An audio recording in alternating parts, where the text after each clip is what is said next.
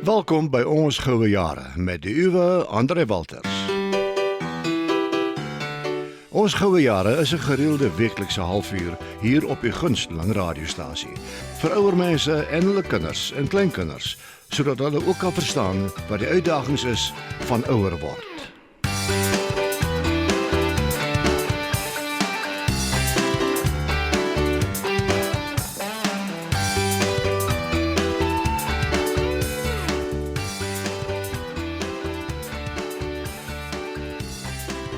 Dis regtig lekker om weer te kan dagsê hier op Ons Goue Jare. En vandag is daar 'n lekker verrassing, maar ek praat later daaroor. Intussen, in profiel is Margie Chapman terug van die SA Care Forum, wat vandag haar gesprek met ons afsluit.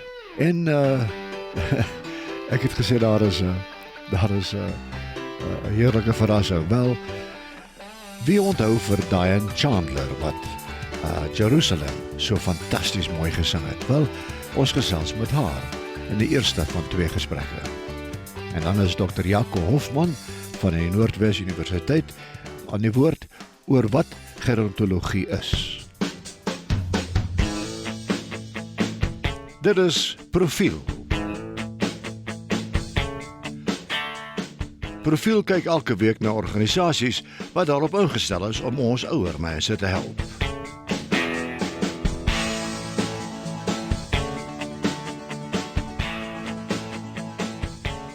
Margie Chapman van die SA Care Forum. In your experience, what are the greatest challenges of growing older for the individual? I think one of the challenges is not living in an age-friendly city. I think that it's important for cities and towns to become aware of the needs of older people and to be inclusive in design and not exclusive. So I think that a current challenge also is that many older people are living far longer than they thought that they would. Everyone had thought that they had saved well for their old age. And I think that pensions and investments have decreased in value, and people are struggling financially. So I think there's a financial challenge. I also think that there's a challenge for a lot of people took early retirement, not realizing that they might still have a third of their lifetime ahead of them. And so I think that I think there is a group of boomers who are looking at new careers in their older age. We see many older people looking at starting their own business and becoming an entrepreneur. And I think that didn't happen in the past. So people are having to look at the future differently and to know that they are going to live much longer. The population aging figures show that our life expectancy is increasing. And I think that one has to look at what one wants out of one's life. And the key to successful aging is to live meaningfully. So one must be meaningfully involved, and not just retire from a full-time job and then sit at home and wonder what am I going to do with the rest of my life. So I think there's a lot of issues that older people are grappling with in terms of meaning and purpose and involvement, as well as the practical issues of affordable housing, managing on limited incomes. The challenges are many, but I think that there's also opportunities for people as they age to continue using their skills, to input into training and development projects where they can pass on their skills to younger people. So I think that aging needs to be embraced. I get the impression, Margie, that as our Golden Years radio series is growing, I become more and more aware that the children of older people and the grandchildren have no idea what their parents and grandparents are going through. They dump them in a retirement place, and then they don't phone them ever, or it's almost as though there's huge ignorance among the very people who should be most sympathetic. Yes, I think that that is the reality of our society today, that life happens and adult children are busy on their treadmill of their lives. And I think we have to be careful about generalizing, but in a lot of cases it is such that the younger people are not so involved with the older people. And I think that is a reflection of our society and our values today, that they don't see it as their role to care for their older family member, and that they must basically get on with it. So I think that, if old age homes and retirement villages can encourage their facilities to be really open and encourage the community to come in, I think some of those barriers would be broken down. Yes. What We're advice? going to celebrate together with the rest of the globe National Care Home Open Day on the 17th of June. And that is an opportunity for homes and retirement villages to open their doors and to invite the community to come in, because amazing work is being done in the villages and in the homes. And so often only in the odd incident would get the bad press, and the good stuff that happens is not celebrated. Yeah. So in June we are joining homes and villages around the world to celebrate National Care Home Open Day, and to open our homes, invite the community in, organize functions, bring the schools in, involve the churches, so that people can see that this is not a place where old people move to die. Yeah. People move into villages and homes to live out their older years well. Yeah. And it is about quality of life and about living well. Yes. May I ask you to give us your web page details? People won't be able to write down telephone numbers and things like that, but they can, I'm sure, contact you through your web page. Yes. Our website is www.sa-careforum.co.za.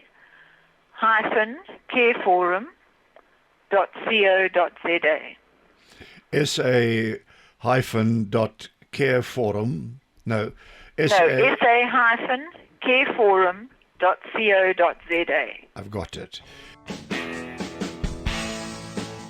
Margie Chapman van die SA Care Forum.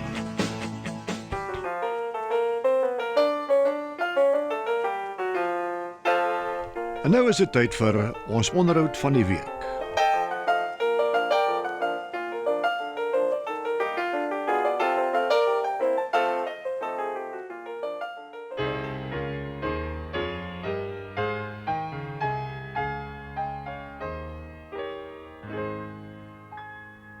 Last night I lay sleeping, there came a dream so fair. I stood in old Jerusalem beside the temple there.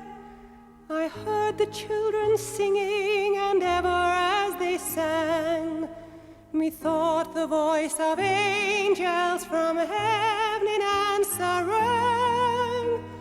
Methought the voice of angels from heaven in answer rang. Jerusalem, Jerusalem, lift up your gates and sing, Hosanna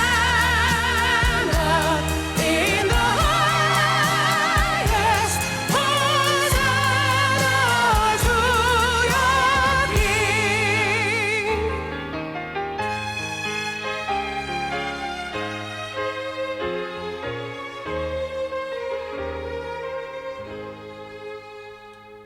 And then we thought my dream was changed, the streets no longer rang. Hushed were the glad hosannas, the little children sang.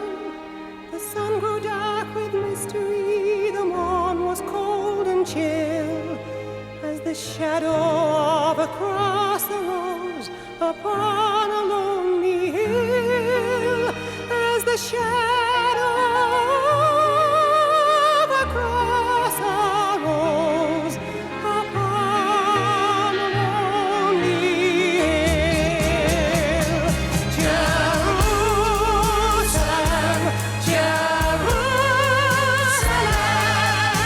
rock of the angels sing, Hosanna in the highest, Hosanna to your King. Who amongst us will not recognize that wonderful song, Jerusalem by Dianne Chandler?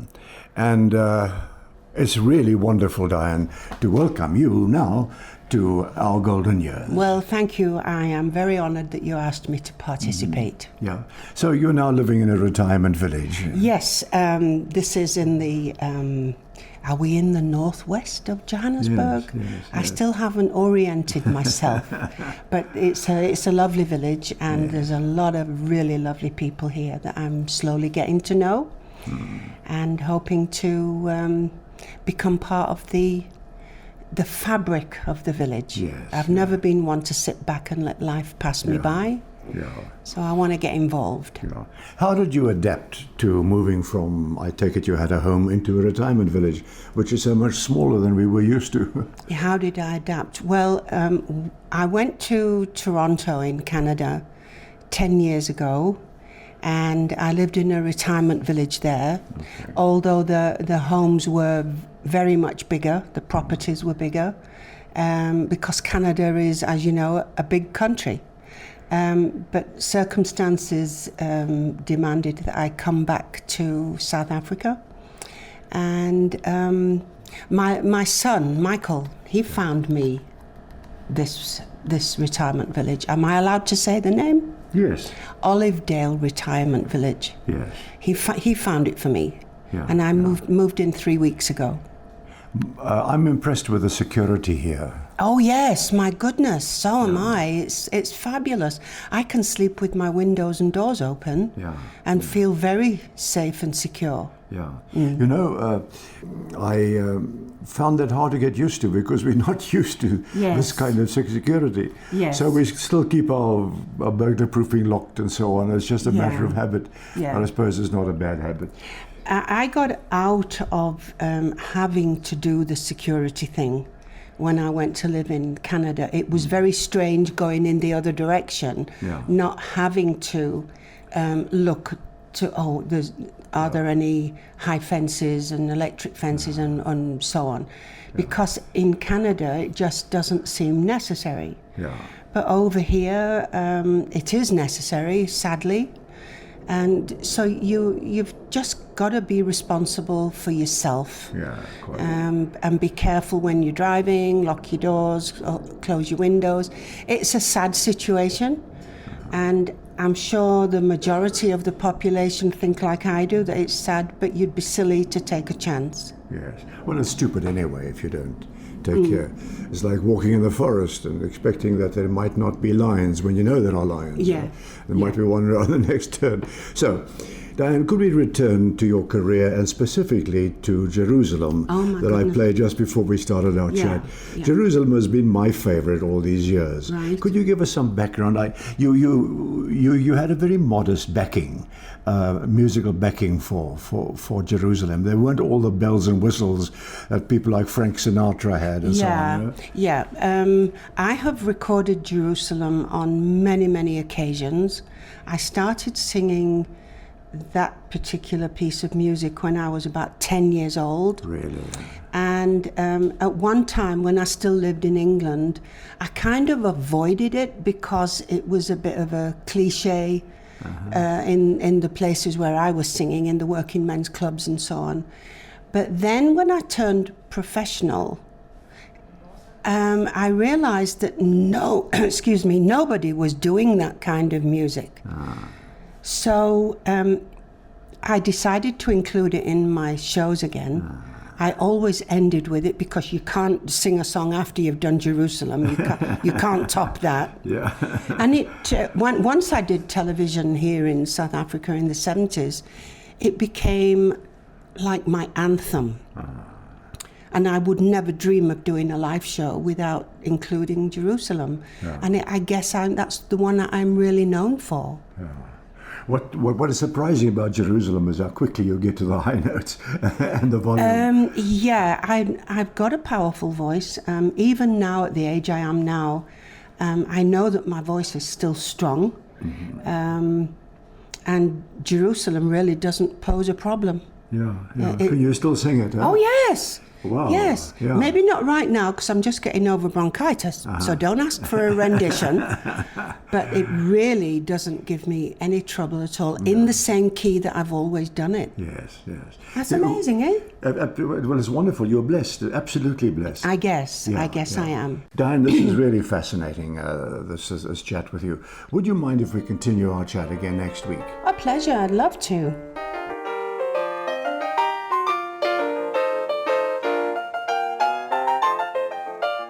Dianne Chandler.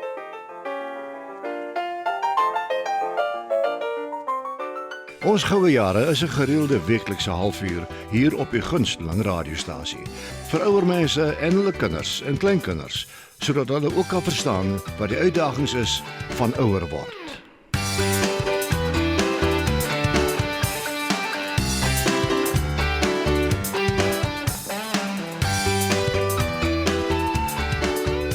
Dr. Jaco Hofman, wat 'n gerontologiese leerstoel begin het by die Noordwes Universiteit. Dit sal baie interessant wees, sien daarna uit.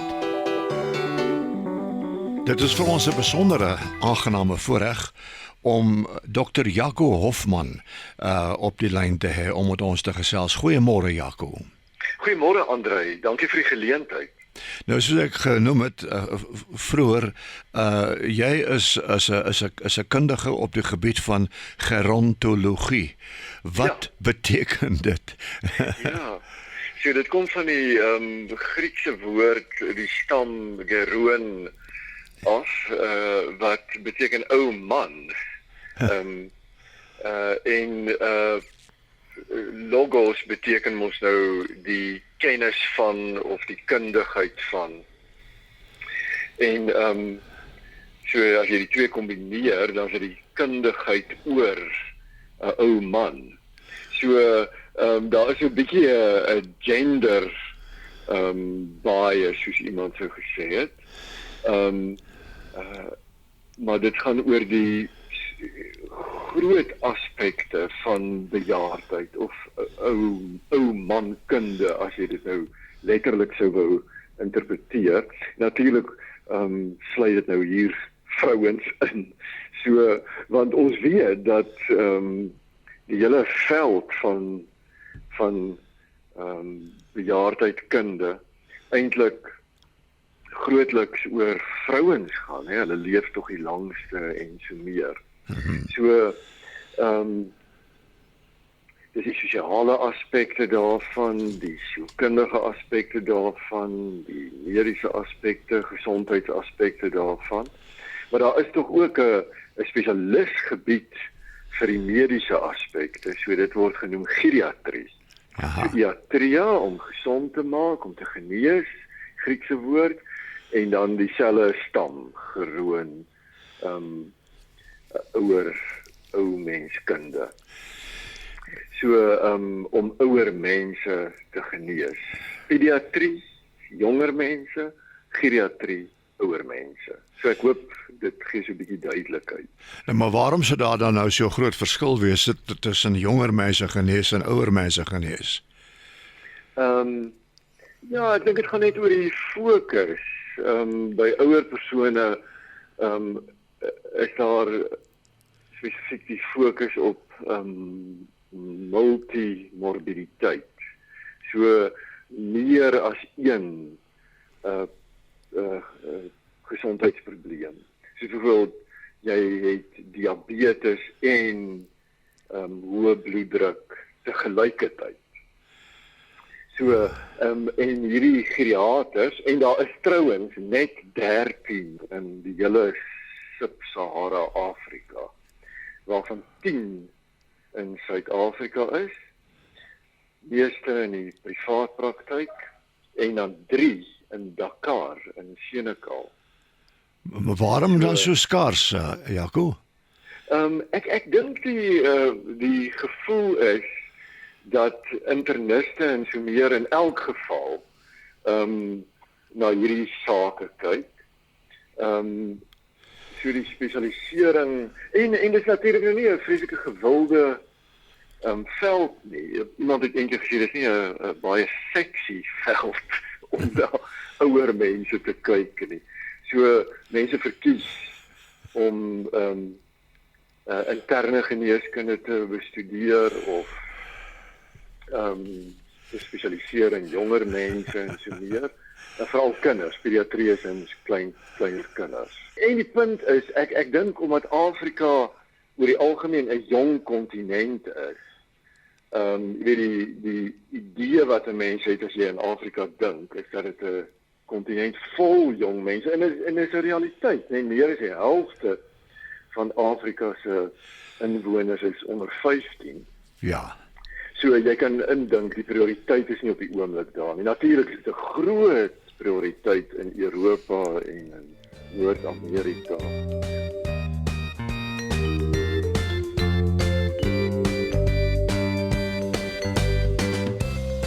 Dr. Jaco Hofman, wat 'n gerontologiese leerstoel begin het by die Noordwes Universiteit.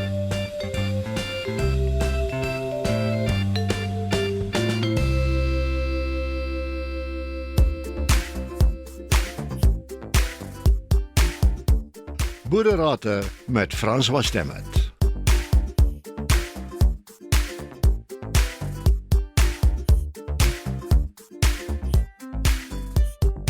En hier is François Stemmet om die eerste van sy boererate aan ons oor te dra.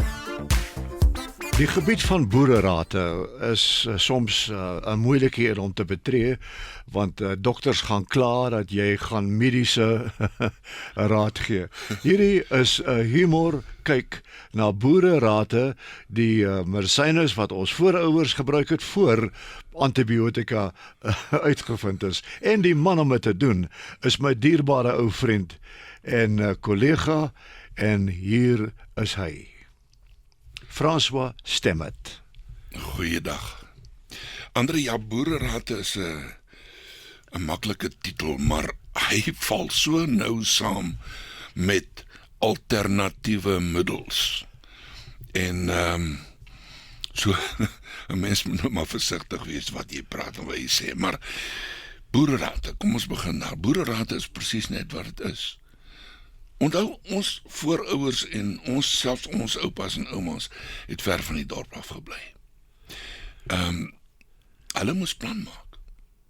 En hulle het net eenvoudig die Here se eie geneesmiddels uit die natuur uitgebruik.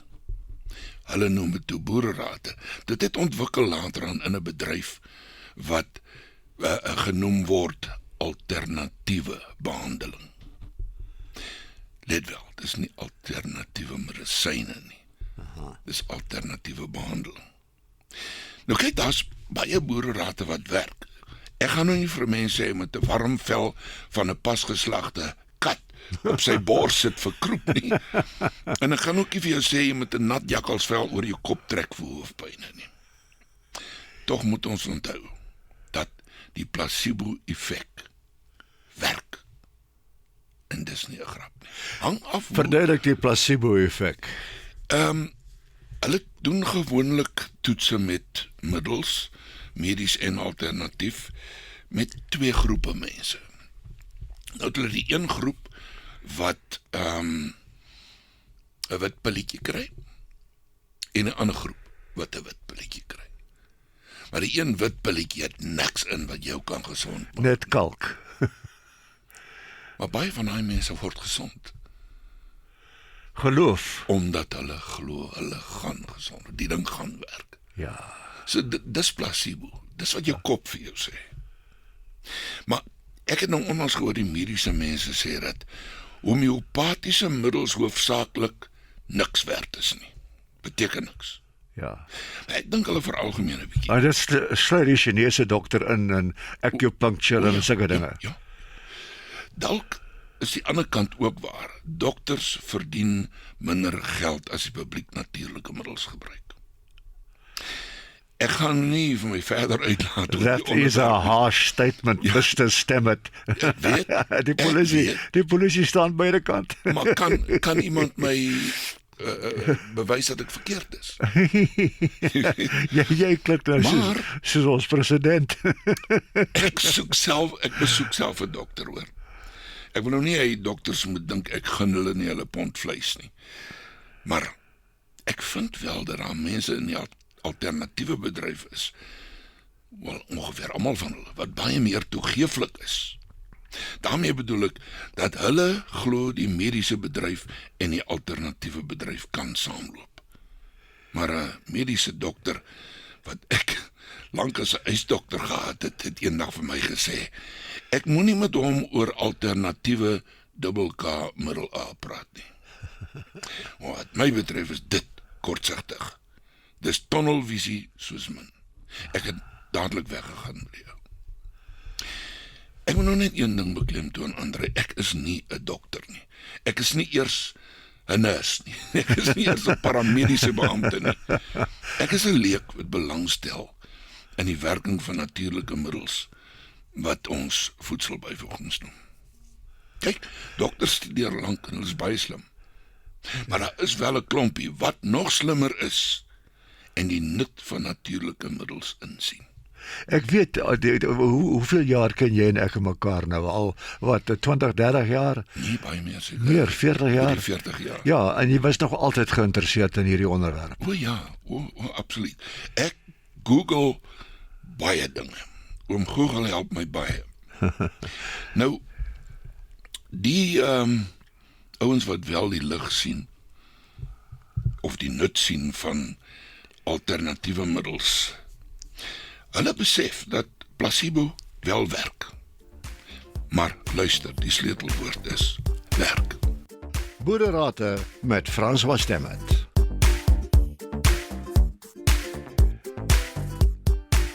Dit was vriend en kollega François Stemmet, 'n groot entoesias as dit kom by boererate of aanvullende medikasie.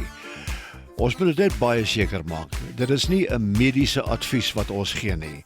Dit is medisyne wat ons ouers, ons grootouers en grootgrootouers gebruik het om ons almal te bring waar ons vandag is, voordat antibiotika uitgevind is. So, dis maar net vir belangstelling. Ons gee nie enige mediese rade nie. Ons sê net wat mense vir wat gebruik en dat dit soms vir hulle werk.